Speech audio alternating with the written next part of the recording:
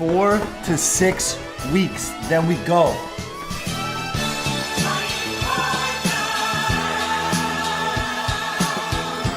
Ladies and gentlemen, welcome back. We got another chart talk coming at you. Bennett, are you ready? Are you ready? This is the third one we're filming this week. This is the hat trick. I messed up one.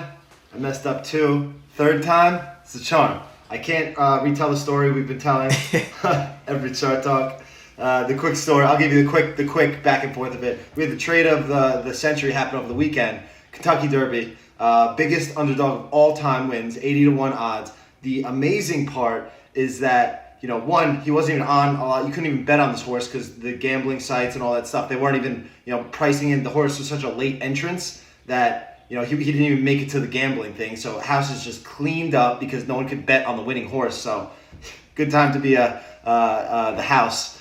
But so the person who sold the horse the week before the Kentucky Derby for $30,000 in a claiming race, and now the horse is worth millions and millions of dollars, and forever this month is just going to be, every time he breeds, it's like $100,000 for that horse. So if you're feeling bad about your accounts because they're not at all-time highs, the market's been choppy and it's been a disaster, just know at least you're not the guy who sold the horse for $30K 2 weeks ago, who's now worth $4 million or whatever it is. So could be worse, people. Could be worse. I think the crazy part is that every person who gambled on that race lost.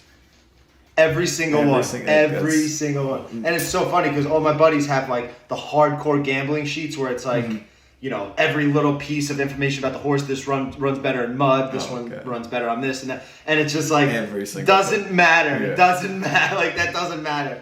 All right, without further ado, let's hop into the market outlook. So right now, SPY still under some pressure. You know, we've been dealing with the pressure pretty much all year. This is actually the worst start to a year of all time. Now, again, that stat is skewed because the top of the market happened the first day of January. So take that with a grain of salt. So now I'm looking at the SPY here. I'm wondering if we have these new little downtrend lines forming.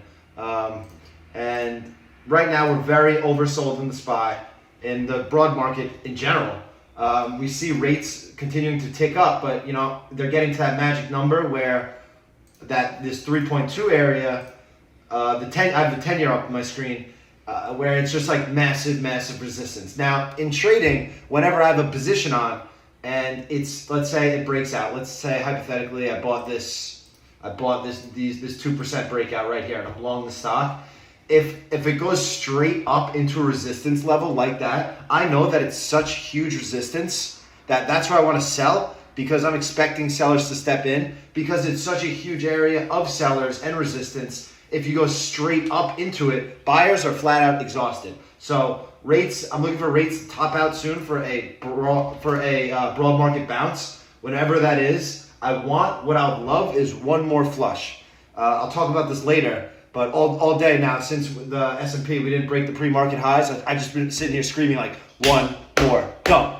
One more dump. I think we get one more dump because the dip buyers right now, it seems a little obvious that we're oversold and everyone is waiting on this big market bounce. I almost think we have to rinse those guys out, and then we get an epic bounce. That's what I'm hoping lines up. That's kind of what I'd like to position myself for. But right now, you know, market's under pressure. Everything is extremely volatile. Any trade I take, I'm keeping on a short leash. You know, unfortunately, this becomes the time where you kind of have to shrink your time frame, and you know, it's much more of a day trader's market because the action we're seeing every day is so random. You know, it's you know, energy looked like it was going to die after it topped out a couple days ago. Now that's back strong again. When we do have these big market bounces, we'll see tech lead for a very brief time, but tech has been by far and large the most weak sector. The only reason I expect them to bounce is just oversold bounces, the people who are short. So, you know, we're seeing a lot of random and different action day to day. It's very tough to be a position trader right now.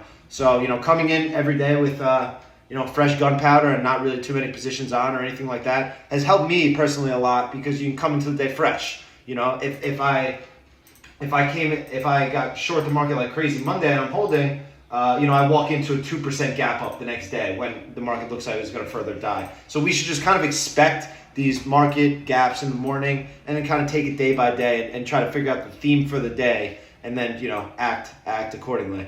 What are you thinking over there? So, should you unshare? I'll share my screen.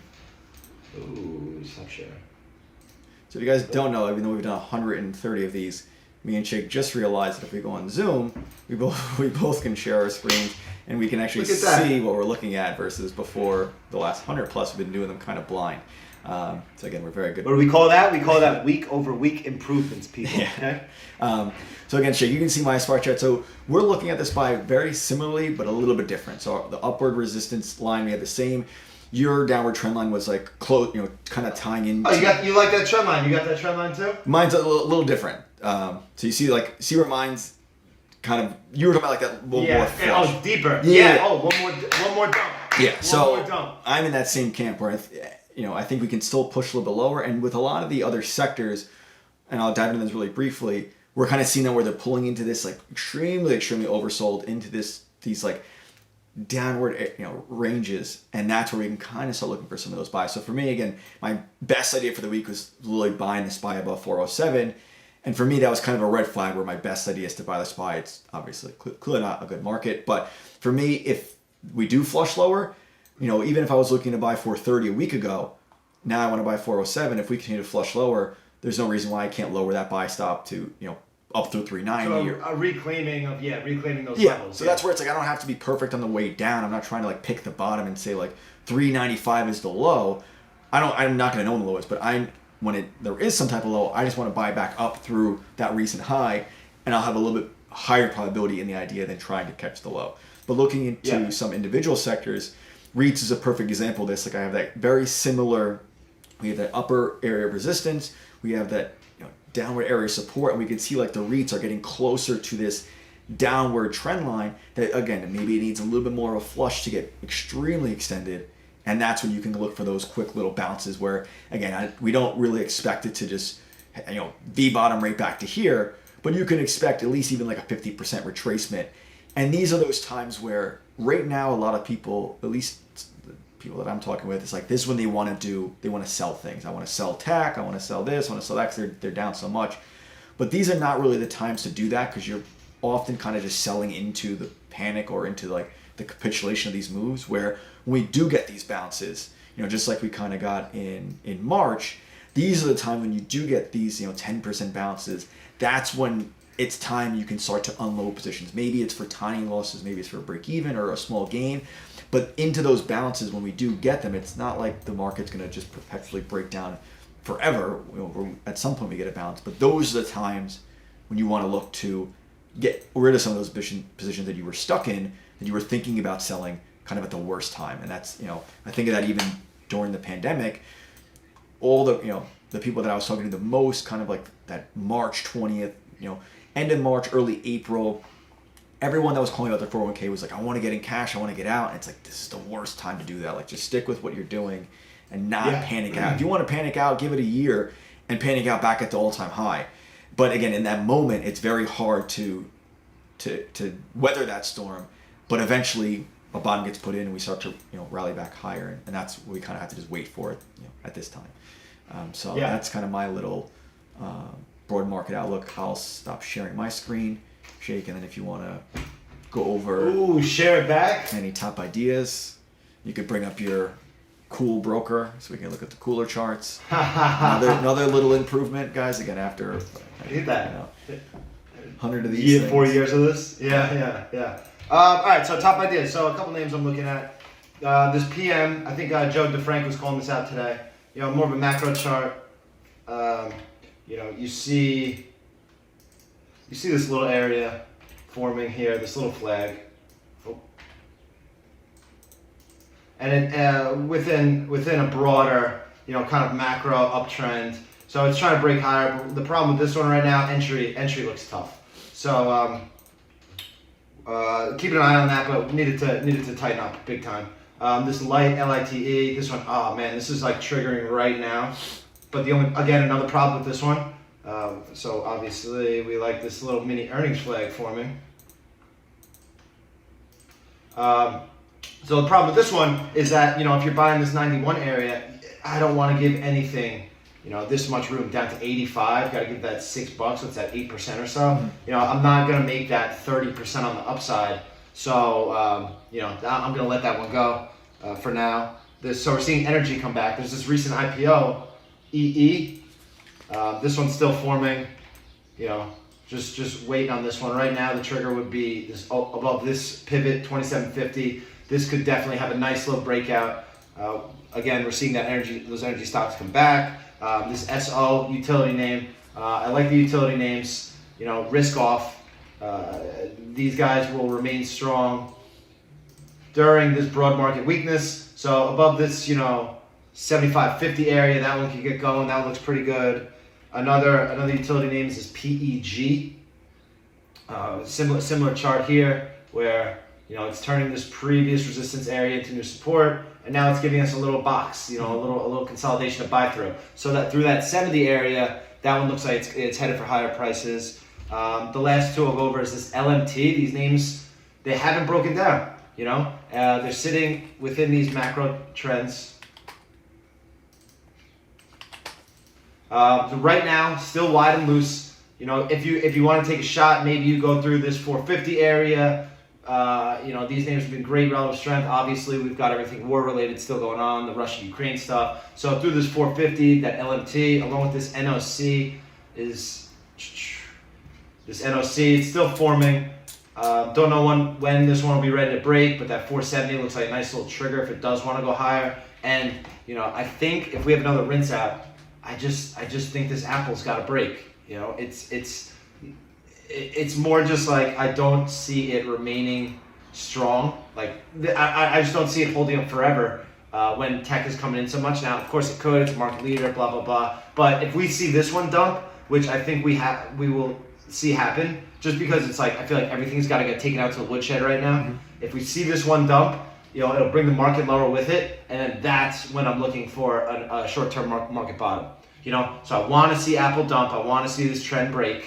And then I want to see them get all the long-term buyers out and things like that. And then I think we can even have a broad market bounce from there. So that's kind of what I have my eyes on. But again, you know, more so I've been just trading the market back and forth. We'll talk about that in a bit. What you got over there? If you want, keep your screen shared because I only have a couple of days. But sticking with that Apple example, and before I was mentioning where when we're near support or we're breaking down, this is when people want to make, you know, these decisions that are probably not in their best interest of getting out of positions. And Apple was a good example for the members that use M1, myself included, from a more longer term standpoint, and not longer term as we're looking to hold these names for a finite period of time, long term more so from a percentage standpoint where we're looking to make, you know, 30, 50, 100% plus in the name, no matter how long, if it takes a year or 2 years.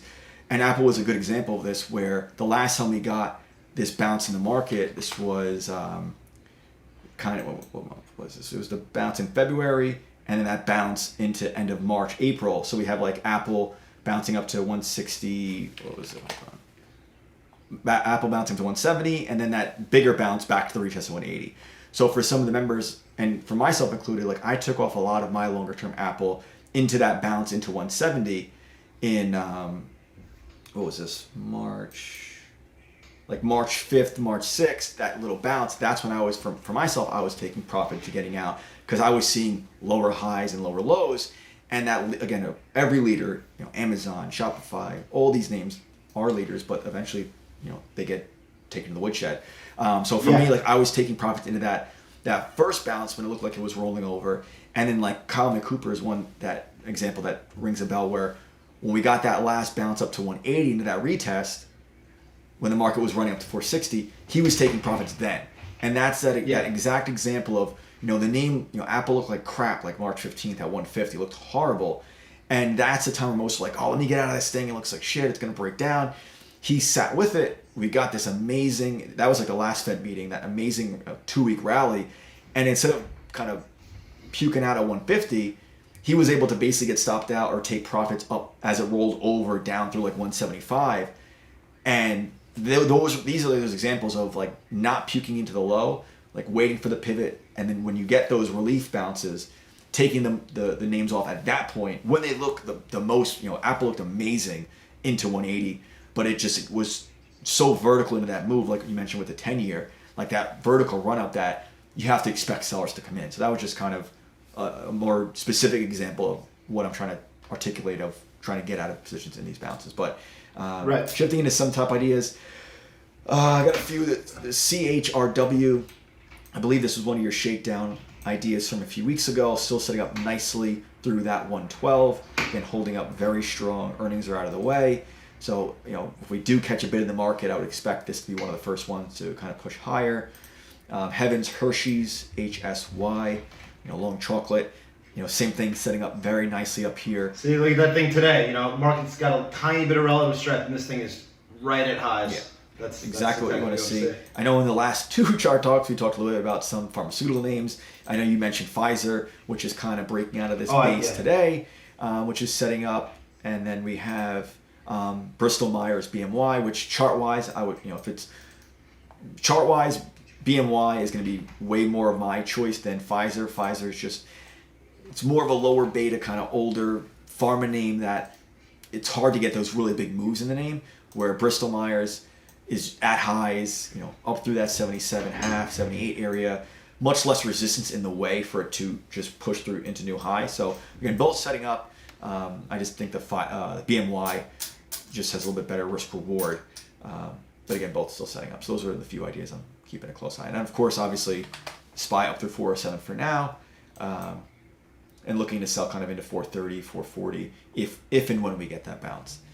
So those are my comment. All right. And then if you want to get into good or bad trade, again, I have nothing, so we'll just be going over your trades this week. All right. Cool. So I'll let me get this up. Oh man, what's it like? You can see my trades for the first time. I know, it only took us 130 of these to figure this little improvement out. Still in my. Oh. Hold on. Wow, this is much more helpful. Yeah. It's like. Let me get that pre-market out of here. Chart parameters, shut that, etc. All right. Oh man, see, we filmed chart talk too late. We can't even see this. All right. Let me see.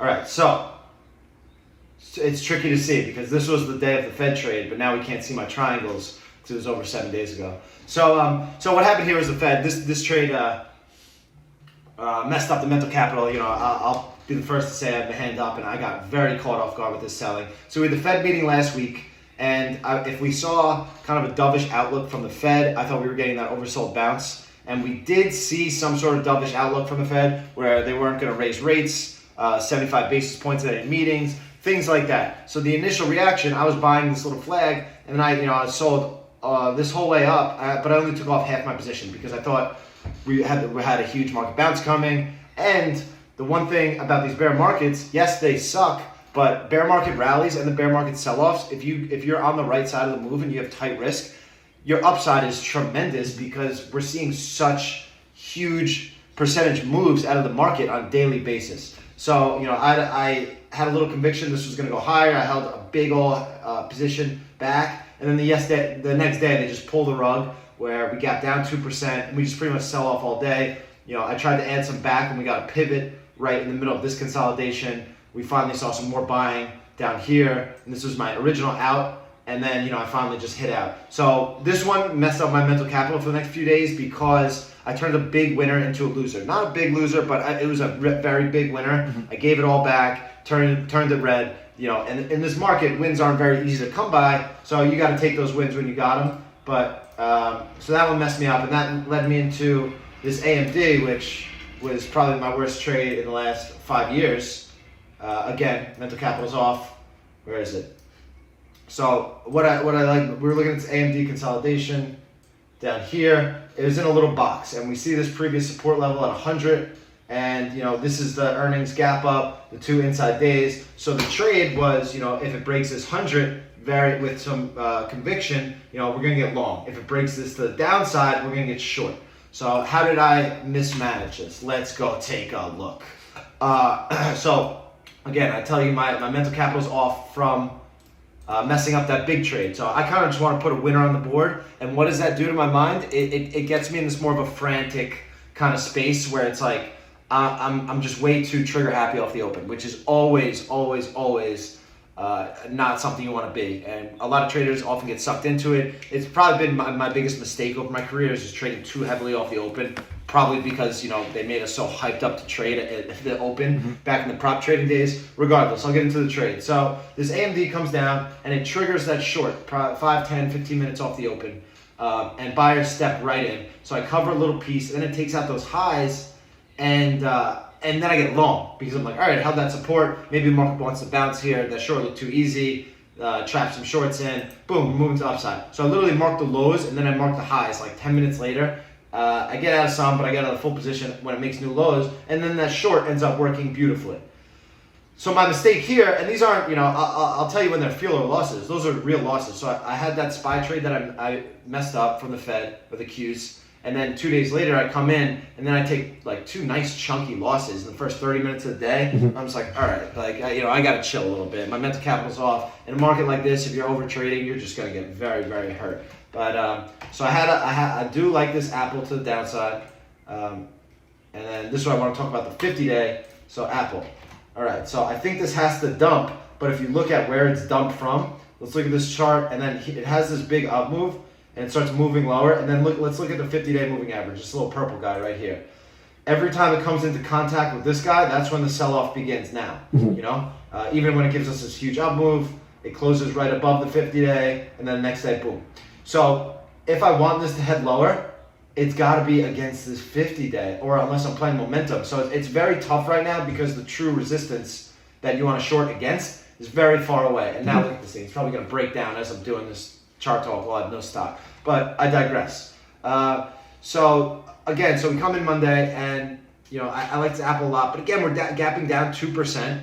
So I kind of start working down into a short. And I'm getting a little bit of heavy. And then I just kind of get out at my price. Because I start thinking, resistance is so far away. Again, I've taken those other losses in the AMD and that SPY, and now I'm wondering if I'm chasing this. So I get out of that one, and it's a break-even trade. And then the following day, I come in and we get that 2% gap up, and I'm like, all right, now this makes sense to short from here. Like this, now it's coming into resistance area. I'm not chasing a gap down. This makes sense. So off the open, I begin, and these are light. So where the AMDs were heavy, at least I learned my lesson. These are very light entries. It comes up, tries to make new high, can't make new highs. That's when I get very short down here. We see the market come down, and then while this is happening, you see me covering in this area. It's because the Qs have begun to bottom, and then I'll get into that trade in a second. But so I cover most of my Apple. Again, some break even, some to the original stop, and then I'm starting to think the market bottoms. And I start buying the Qs. And this was yesterday. And I got a bone to pick with everybody in the chat because I start buying this thing. And I lose like $1 down here. I'm like, what? I'm having a pretty good day so far. I've got some P&L on my side. I'm going to go shoot hoops. And Heaven's like, yeah, I'm going to go to the gym. And I'm like, yeah, you know what? I shouldn't be trading this. I'm like, hey, I might buy some Qs.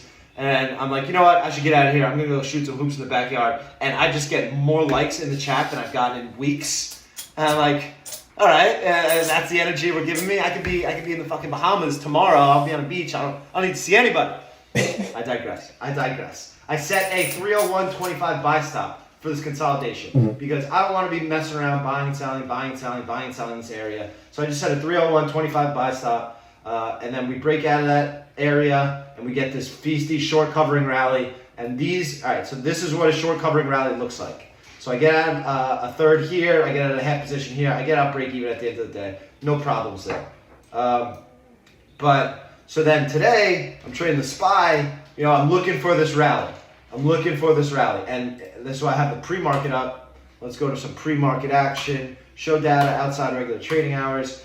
We had these the inflation numbers this morning. Market was getting bid up, people taking shots that the number's going to be soft and the market's going to rally. So 304 becomes the area we have to break. We have to break.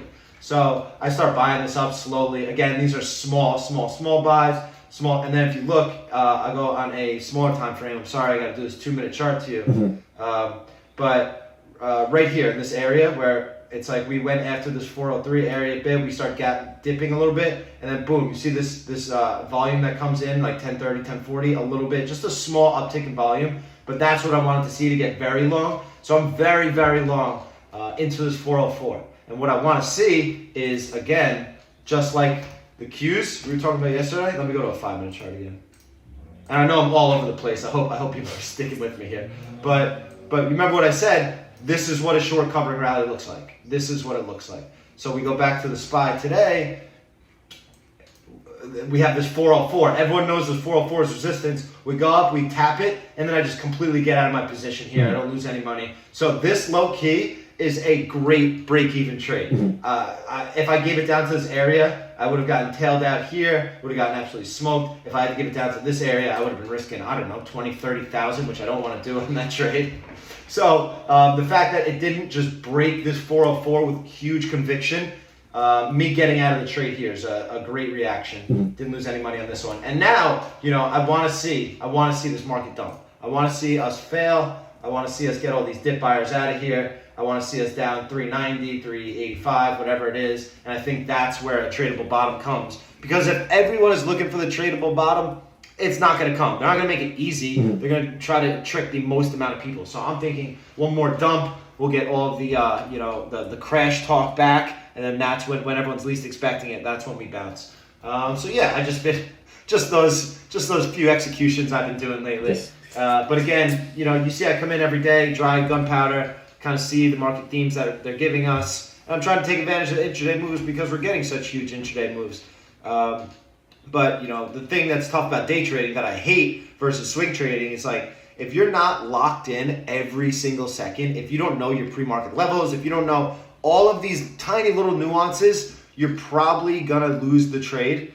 So if you lose your focus for 20, 30 minutes in a trade, that could be the difference between you having a huge green day and a huge red day. And that's what I hate about day trading. It's like you gotta be so precise, you gotta be so exact. If I don't get out of the SPY right there at 404, I'm down big today. So it's like you got to be really on your game in these day trader markets. It's difficult, but there's definitely a ton of opportunity there. And that's all I got. Just like that. Oh, and then shouts out to Eric Bakker. The one thing I forgot to talk about. Eric Bakker and Chris F. Market gapped up yesterday, so we were leaning to the short side. Let me get that pre-market action out of here. Oh. So Chris F called this PPG out. Love this, the weakness, nice little bear flag. We see it push up in the morning, fails this resistance level. So Eric Bakker starts calling out, he's getting short. I'm like, okay, I'll take a feeler. We see it try to bounce, it makes new lows. That's when I get very short. And then I covered 90% of the position. I still like it short. I just think it'll give us another opportunity. And this 126 area that it's trading at right now is kind of the area. So I'll continue to watch that one. But again, very active trading going on over here. Me too. Yelling at me about not getting to these TE phone calls. You see what kind of hell I'm putting myself through every day? Huh? You see what kind of hell I'm in? Make those phone calls instead. Go ahead, dude. Way more efficient. All right, so you want to go over book of the week? Yeah. I've been talking for a while, so give us a little plug. All right, so I have my screen up. Again, shit, you can't see it, but it's fine. So again, we finally published the third book of 11 in our 10-step challenge series. Again, the 11th one is kind of like a secret book. But we finally have the third book published. You can see it here. We have the paperback up. We have the hardcover available and the Kindle. We're working on the audiobook. So if anyone who's watching this wants to order any of the books, you want to order step 1, 2, and 3, whichever ones you want. If you're a member and you order them, just send me like a screenshot of whatever your total cost is at checkout. And then we will refund you in full so you keep them for free. And all we ask for a little review. Just a review. Yeah, we're slacking here, guys. Yeah. What's 3 sentences? What's 3 sentences? All I will say, nothing. Jake, is everyone wanted books for years. Oh, we want books. And we've been busting our ass getting these books published. And I'm seeing these review numbers, and it's slacking. They're not. We got two slacking. Look reviews. Look at the support we get. Look at the support. Yeah, you guys want these things. We do them. We just don't. Yeah, look at this. I'm getting my most likes when I'm leave the chat. We're getting no reviews. What kind of support system do we got in this economy? No support. I think you and I might have to just take off for a month. Go to LBI. No chart talks. No trades. Yeah. We'll see. Well, no one gives a shit. Screw you guys. We're obviously kidding. All right. Mine is obviously plug-in dumb money. Again, going over the 10 common mistakes most dumb money traders make, myself included, why we avoid leverage, why we avoid margin, why we avoid options, why you could gun to my head not get us to buy an NFT. All those common mistakes that we see the traders make all the time. The 10 most common ones are compiled into that book. A lot of real-world examples, some prior members where we show the common mistakes they've made and why we emphasize focusing on building up your trading foundation first by reading these books so you don't have to lose the money in the market, which these individuals in this book did the more costlier way. So if you want to read some funny stories about our own mistakes and some prior members, you can definitely get a laugh or two from reading some of those stories in that book. So Shake, I know you got your trading book that's made your blood boil, so I know that members would love to hear about that one. I have hopes that it's going to get better. My book is Insider Buys, Super Stocks, Jesse Stein. This guy turned 46K into 6.8 million in a little over 2 years. So, he's got to have something good to say. I'm 55 pages in, and you said made my blood boil was, so this guy was battling MS when he was, in his early 20s. MS is like one of the worst diseases you can get. It just, attacks your brain, it attacks your body. Any drug that comes to market, they're not really worried about the side effects of the drug because the side effects of the disease are so drastic. Mm-hmm.